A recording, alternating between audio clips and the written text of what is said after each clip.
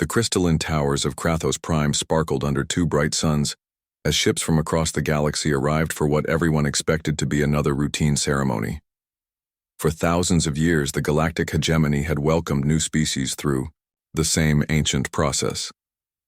Today, it was humanity's turn to learn their place among the stars. Commander Lihana pressed her face against the small window of their transport ship, watching the alien vessels drift through space like floating cities. Some looked like giant flowers made of metal and light. Others moved like schools of fish, their hulls rippling with colors she had never seen before. The human ship looked tiny and crude next to these marvels of alien engineering. "Look at the size of that thing," whispered Major Park Sue, pointing at a massive vessel that seemed to be made entirely of flowing water, held together by force fields. "Our entire fleet could fit inside just one of their cargo bays." Lieutenant Kim Yeon checked her weapon for the third time that hour. "Size isn't everything. We didn't come here to be impressed. We came here to show what humans can do." Sergeant Kang Min nodded grimly. Earth's military command was very clear. "These aliens want to test our combat capabilities. We need to prove that humanity deserves a place in their alliance." Down on the planet's surface, the arena was already filled with thousands of alien spectators. They had brought their families to watch what they considered entertainment. Children from a dozen different species played in the viewing areas, while their parents set up elaborate picnics and social gatherings. The Zephirites floated in bubbles of controlled gravity, their see-through bodies bending light into rainbow patterns. They looked like living crystals and moved without making any sound.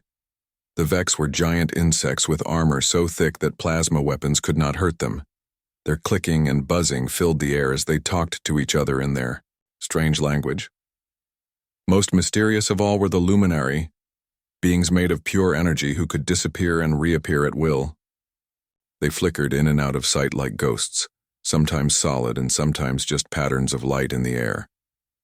High Chancellor Vexthor approached the human landing zone, his massive insect body casting a shadow over the small human delegation. He was twice as tall as any human and covered in natural armor that had been forged in the hearts of dying stars. When he spoke, his voice buzzed with harmonics that made the ground vibrate.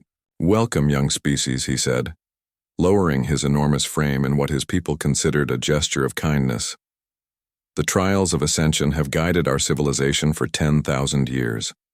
Today, you will discover where humanity fits in the great order of the galaxy." Hana stepped forward, her military uniform looking plain and simple compared to the elaborate ceremonial gear worn by the alien representatives. "We're honored to be here, Chancellor. Earth has sent its finest warriors to demonstrate what humanity can contribute to galactic defense." A sound like laughter rippled through the assembled aliens, though it came out as clicks, harmonics, and electromagnetic pulses rather than anything humans would recognize as humor. The idea that these small, unarmored creatures could contribute anything meaningful to galactic defense struck them as charmingly naive. The architect, an ancient being whose crystalline body existed in dimensions that human eyes could barely perceive, spoke in a voice that made the air itself sing. "Contribution, yes. But first must come understanding. The trials teach wisdom and humility as much as they reveal strength." Sergeant Kang Min's jaw tightened. He had spent months preparing for this moment, studying every scrap of information Earth's intelligence services had gathered about alien combat techniques. "With respect, sir, we didn't travel across the galaxy to learn humility. We came to show what humans are capable of." The silence that followed was profound and unsettling. In 10 millennia of conducting the trials, no species had ever spoken of the sacred contests as a mere demonstration of ability. The trials were about understanding one's place in the cosmic order, about accepting the wisdom and guidance of those who had already proven themselves worthy of leadership. But the aliens saw no reason to explain this to the humans. After all, they thought, the primitive creatures would understand their mistake soon enough. The trials had a way of teaching lessons that words could not convey. As the human delegation was escorted to their quarters, alien officials whispered among themselves about the strange confidence these creatures displayed. Most species approached the trials with appropriate nervousness and respect. These humans acted like they were attending a military exercise rather than a sacred ceremony. They seem to think this is some kind of war game, observed a Zephyrite, cultural expert, its crystalline form flickering with patterns of confusion. Perhaps their primitive society has not yet learned to distinguish between ceremony and actual conflict, suggested a luminary philosopher, its energy form pulsing with what might have been amusement. None of them considered the possibility that humanity had made exactly that distinction, and had concluded that the trials were, in fact, actual conflict disguised as ceremony. In their quarters, the human team was already analyzing the arena layout, studying recordings of previous trials, and preparing for what they assumed would be a series of genuine combat assessments designed to test their military value to the galactic community. The stage was set for a misunderstanding that would change the course of galactic history. The first arena stretched across a kilometer of polished black stone that reflected the energy barriers containing the combat zone, like a dark mirror. Thousands of alien spectators filled the viewing areas, their excited chatter creating a symphony of strange sounds that echoed off the crystalline walls. Sergeant Kang Min stood at one end of the arena, checking his equipment one final time. His opponent waited at the other end, a massive Vex warrior whose shell-like armor gleamed under the artificial lights. The creature was 3 meters tall with 4 powerful arms ending in claws that could cut through starship metal. Glowing patterns on its armor showed that it was a champion among its people. Min had spent the last 3 days studying everything he could find about Vex anatomy and fighting techniques, while other species prepared for the trials through meditation and ritual ceremonies. Min had been calculating weak points and planning attack strategies. He treated this like any other military mission that required him to neutralize a target. The Zephyrite referee floated above the arena in its gravity bubble, its crystal body catching the light as it spoke.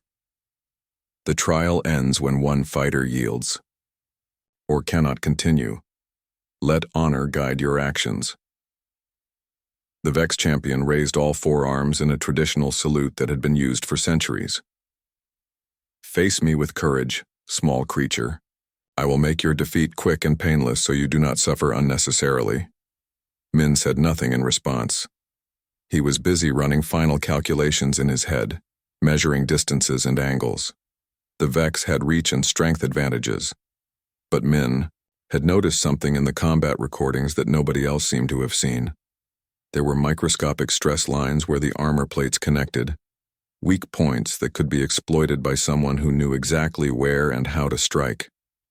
Pulse of pure light signaled the beginning of the contest. The Vex champion charged forward with surprising speed for something so large. Its claws swept toward Min in a pattern that had been perfected over thousands of years, a deadly dance that had never failed to end fights within moments. Min moved, sideways, not away from the attack but at a precise angle that forced his opponent to overextend. As the creature's momentum carried it past, Min struck with his vibrating blade at the exact spot where 2 armor plates met. The weapon found the tiny gap he had identified, sending a hairline crack through the supposedly unbreakable shell. The crowd fell completely silent. The Vex champion spun around, confusion clear in its compound eyes. Its armor had been damaged, something that had not happened in 300 years of combat trials. What happened next was not a contest of strength or honor. Min moved like a surgeon performing an operation, each strike carefully planned to widen the cracks in his opponent's defenses. He did not try to overpower the Vex warrior. Instead, he systematically destroyed its advantages until the creature's own weight became a weakness. The alien spectators watched in growing horror as the human dismantled their champion piece by piece. This was not how the trials were supposed to work. Contestants were expected to display courage and skill, to earn respect through noble combat. They were not supposed to treat their opponents like problems to be solved through cold analysis. When the Vex champion finally collapsed, its armor shattered along the fracture lines Min had created, the arena remained silent for a full minute. Then the alien crowd erupted in confusion and dismay. Many were shouting in their own languages, but the translation devices carried the same message over and over. This was wrong. This was not how civilized beings fought. In the human observation area, Lieutenant Kim Yeon watched with professional interest Target identified, weakness analyzed, threat eliminated, perfect execution according to standard combat doctrine. Commander Lihana nodded, but she noticed the alien reactions with growing concern. They were not impressed by Min's victory. They looked frightened and disgusted. I don't think they expected that kind of approach to the problem. What did they expect? Major Park Soo asked, genuinely confused. It was a combat trial. Min won using superior tactics and preparation. Down in the arena, medical drones were helping the Vex champion to its feet. The creature's voice carried a note of genuine bewilderment as it spoke to Min. You studied me like a specimen in a laboratory. You planned every move before the fight even began. Min looked honestly puzzled by the criticism. Of course I did. Preparation and intelligence gathering are basic military principles. Why would anyone enter combat without understanding their opponent? The Vex warrior's compound eyes fixed on him with something that looked like fear. The trials are meant to test your courage and honor, your worthiness to join galactic civilization. They are not meant to be dissections of your enemies. But why would I fight fairly when I could fight intelligently? Min asked. The goal is to win, isn't it? That single question sent a chill through every alien in the arena. They were beginning to understand that these humans had not approached the sacred trials as a test of character and nobility. They had treated them as military problems that required the most efficient solutions possible. The architect's ancient consciousness touched the edges of a disturbing realization. These creatures did not fight for glory or honor. They fought to eliminate threats as completely and efficiently as possible. The implications of that difference were more frightening than anyone in the arena was prepared to acknowledge. That night, the Hegemony Council met in emergency session. The Great Chamber buzzed with worried voices as representatives from all 12 species tried to understand what had gone wrong with the trials. High Chancellor Vex Thor paced back and forth, his massive frame casting dancing shadows on the walls. They are not following the proper way of doing things, he declared, his voice shaking with frustration. The trials are meant to show worthiness through displays of honor and courage. These humans are treating them like real war. The architect's ancient form flickered with troubled patterns of light. In my 47,000 years of existence, I have never seen contestants approach the trials with such cold calculation. They study their opponents not to understand them as fellow beings, but to find the most efficient ways to defeat them. Then, we must teach them a proper lesson, announced the Luminary representative, its energy form pulsing with determination. We will escalate to team combat. Surely when they face superior numbers and better coordination, they will show appropriate respect for their betters. The second day brought a completely different arena. This one was a sprawling maze of obstacles, raised platforms, and environmental hazards that stretched across several kilometers. The human team would face a combined force of Vex warriors, Zephyrid gravity controllers, and Luminary energy beings.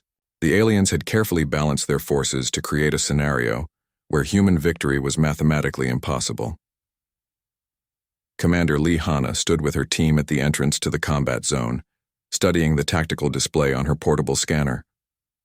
The arena was designed to showcase alien superiority through overwhelming force and perfect teamwork. Analysis report, she ordered. 12 opponents representing 4 different species. Major Park Soo replied, highlighting enemy positions on his scanner. Each species has different strengths and weaknesses, but they have arranged themselves in a formation that maximizes their advantages while covering each other's weak spots. Lieutenant Kim Yeon tracked movement patterns through her scope. They are using classical combined arms tactics.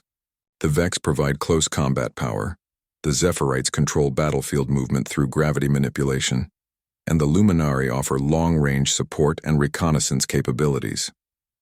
Recommendations? Hana asked. Do not engage their strengths directly, Sergeant Kang Min replied without hesitation. Force them to fight on our terms instead of theirs. The battle began with the aliens advancing in perfect formation, a display of coordinated might that had never failed to impress previous challengers. The Vex warriors anchored the center with their heavy weapons, while the Zephyrite maintained position using gravity control. The luminary flickered between dimensions to provide covering fire from multiple angles. The humans immediately scattered in different directions. In the observation galleries, alien spectators watched in confusion as the human team abandoned any attempt at formation fighting. Instead, they moved like hunters, each taking a different path through the complex terrain of the arena. "They are running away," observed a Vex commentator with satisfaction. "Finally, they are showing proper respect for superior forces." But Commander Hana was not retreating. She was repositioning her forces according to a strategy that had no equivalent in galactic military doctrine. While the alien formation pursued what they thought was a fleeing enemy, the humans were implementing tactics that treated the arena itself as a weapon. Lieutenant Kim Yeon reached the environmental control systems first. Her training in electronic warfare allowed her to access the arena's management systems, not to gain an unfair advantage, but to create chaos among the enemy forces. Gravity fluctuations sent the Zephyrite tumbling helplessly through the air. Electromagnetic pulses disrupted the luminary's dimensional shifting abilities. Changes in atmospheric pressure affected the Vex warriors' breathing and weapon systems. "This is cheating," protested a Zephyrite official from the observation deck. "The environmental systems are supposed to be neutral." "Are they?" Major Park, Sue's voice came over the communication system from his position near the arena's main power grid.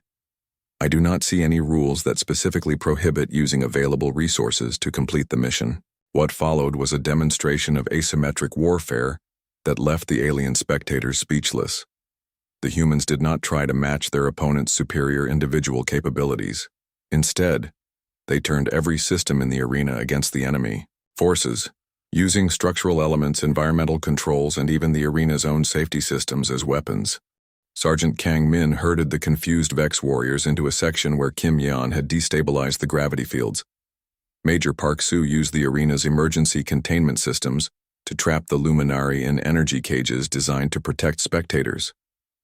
Commander Hana coordinated the entire operation like a conductor leading an orchestra of destruction.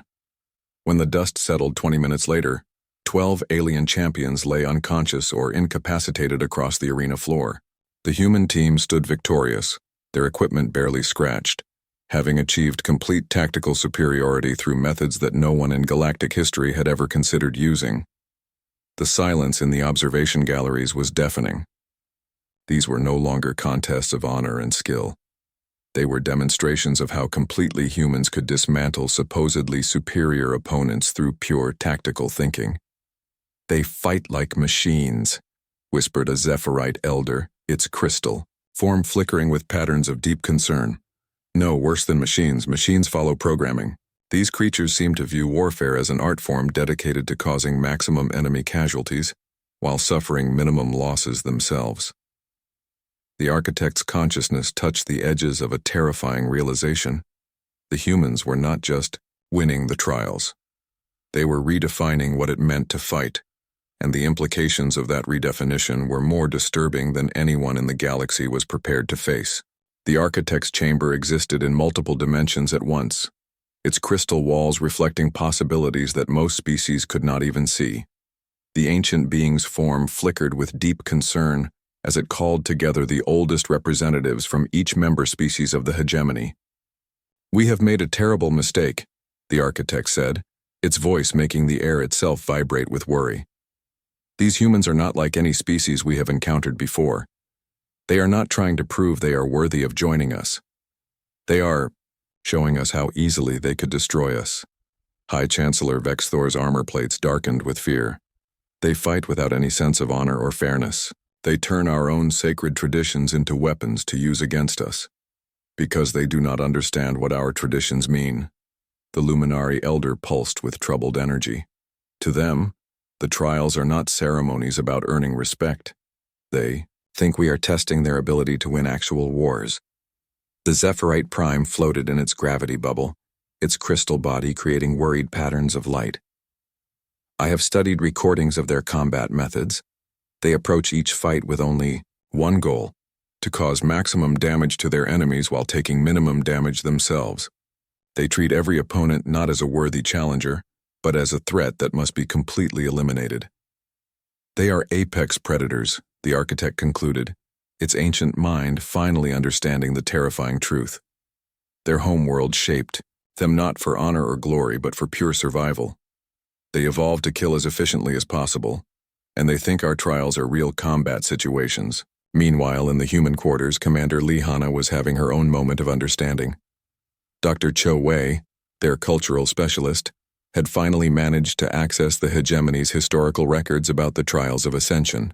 "Commander," Wei said, his voice tight with concern, "I think we have been approaching this completely wrong. The trials are not military tests. They are ritualized contests designed to establish social rankings while keeping actual casualties to a minimum." Hana looked up from her tactical planning reports. "What do you mean by that?" "The aliens have been following rules of engagement designed to preserve dignity and honor above all else. They expect contests to end when one side clearly demonstrates superiority, not when enemies are completely defeated. They are horrified because we have been fighting like we are trying to exterminate them." Major Park Soo stopped cleaning his bin. "Are we not supposed to be doing that? They said these were tests of strength and capability." "They are tests," Wei explained carefully, "but they expected us to understand the cultural context behind them. To the aliens, the trials are about earning respect through skill and courage displayed in controlled situations. To us, they are about proving we can eliminate any threat that stands in our way." The implications hit the human team like a physical blow. They had been demonstrating their combat effectiveness to a peaceful galactic civilization that had never encountered a species quite like humanity, a species that approached every conflict with the single-minded goal of achieving total victory. "So, what do we do now?" Lieutenant Kim Yeon asked quietly. Before Hana could answer, the room's communication system activated. The architect's image appeared in the center of their quarters, its ancient form radiating barely controlled fear. "Commander Hana," the architect spoke, its voice carrying the weight of nearly 50,000 years of existence, "we must have an immediate discussion. The Hegemony Council has reached a decision about humanity's application for membership." "Have we successfully completed the trials?" Hana asked, though she had a feeling the answer would not be simple. "You have done something far beyond completing them," the architect replied, and somehow that sounded much more dangerous than failure ever could have. The truth was finally becoming clear to both sides. The aliens had designed their trials as ceremonial contests meant to integrate new species into their peaceful society, through displays of controlled skill and appropriate respect for established hierarchies. They were cultural rituals disguised as combat tests. The humans had interpreted these same trials as genuine military assessments designed to evaluate their potential contribution to galactic defense. They had approached each challenge as a real combat situation requiring maximum efficiency and complete victory. "Your species fights wars to end them," the architect continued, its form flickering with complex patterns of realization. "Every other species in the galaxy fights to establish dominance or defend honor. You fight to eliminate threats permanently and completely." "That is correct," Hana confirmed without any attempt at apology. "In human military doctrine, the purpose of warfare is to achieve victory through the most efficient means available. We cannot afford to fight fairly when survival is at stake." The chamber fell silent as the full implications of this difference became clear. The galaxy had spent millennia developing elaborate rules and traditions around conflict, all designed to minimize actual destruction while maintaining social order. Humanity had spent the same time perfecting methods to maximize destruction while ensuring their own survival. The hegemony now faced a choice that would change the course of galactic civilization. They could reject humanity and potentially make enemies of the most efficient killers they had ever encountered, or they could find a way to integrate a species whose approach to conflict was fundamentally different from everything they had ever known. The decision they reached would reshape the balance of power across the galaxy and redefine what it meant to maintain peace among the stars. The Grand Assembly of Krathos Prime had never seen a gathering like this before. Representatives from all 12 member species filled the enormous chamber, their different forms creating a living display of galactic diversity. But every eye, sensor, and consciousness in the room was focused on the small group of humans standing in the center of the arena. The architect's form appeared as a pillar of crystal light that seemed to exist in several dimensions at once. When it spoke, its voice carried the authority of the galaxy's most ancient civilization and the weight of nearly 50,000 years of accumulated wisdom. In all my years of existence, I have watched the birth of stars and the death of worlds. I have seen countless species rise to join our galactic community, but never have I encountered a people quite like humanity. Commander Lee Hana stood straight, feeling the enormous responsibility of representing her entire species. Around her, Major Park Soo, Lieutenant Kim Yeon, and Sergeant Kang Min waited in silence, their faces showing the seriousness of this moment. The Trials of Ascension were created to help new species find their place in our peaceful society, the architect continued. They were designed to teach the values of honor, restraint, and civilized conduct in conflict. But you approach them as if they were actual warfare, and your performance has forced us to reconsider everything we thought we knew about combat. High Chancellor Vex Thor stepped forward, his massive insect body still showing marks from his encounters with human tactics. Your methods are incredibly effective, but they lack the honor and respect that define how civilized beings should fight. With respect, Chancellor, Hana replied calmly. We were not aware that we were supposed to be demonstrating civilized fighting techniques. From our understanding, these were military evaluations designed to test our ability to contribute to galactic defense. A wave of unease passed through the assembled aliens. The Luminary Elder's energy form pulsed with nervous light. And if these had been real military evaluations, your performance would have been outstanding. Frighteningly so. The Zephyrite, Prime's crystal body, created patterns of deep concern. We have analyzed your combat methods extensively. You approach every engagement with the primary goal of maximizing enemy casualties while minimizing your own losses. You treat warfare as a science to be perfected rather than an art to be honored. That is accurate, Major Park Soo confirmed without hesitation. In human military thinking, the purpose of combat is to achieve victory through the most efficient means possible. Honor and fairness are luxuries we cannot afford when survival is threatened. The chamber became completely silent. The idea of warfare without honor, of combat designed purely for efficiency rather than glory, was completely foreign to every species present. It was also, they were beginning to realize, potentially the most valuable thing they had ever encountered. Or, architect's form flickered with complex calculations as it considered the implications. The hegemony faces an unprecedented decision.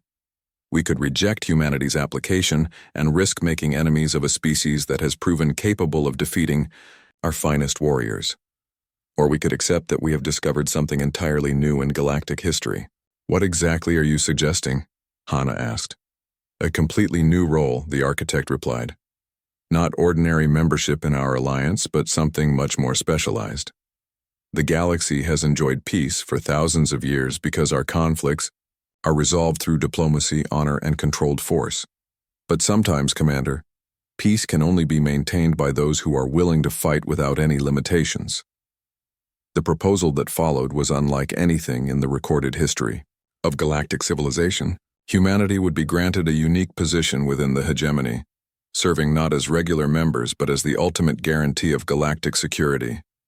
When diplomacy failed, when honor became meaningless, when the very existence of civilized society was threatened, humanity would be called upon to do what no other species could bring themselves to do. You would serve as our final option, the architect explained. When we face enemies that cannot be reasoned with, cannot be stopped by conventional means, we would deploy humanity to eliminate those threats completely. Lieutenant Kim Yeon stepped forward. What would that involve exactly? Total warfare, the architect replied without any attempt to soften the words. Complete elimination of existential threats through any means necessary. No rules of engagement. No concern for enemy survivors, no limitations except mission success. The humans looked at each other. This was a role they understood perfectly, even though they had never expected to fill it on such a massive scale. We accept your proposal, Hana said finally, but with one important condition. If we are to serve as your ultimate weapon, every other species must understand exactly what that means. When humans are deployed for combat, we do not fight for glory or honor. We fight to end threats permanently and completely. Understood and agreed, the architect confirmed.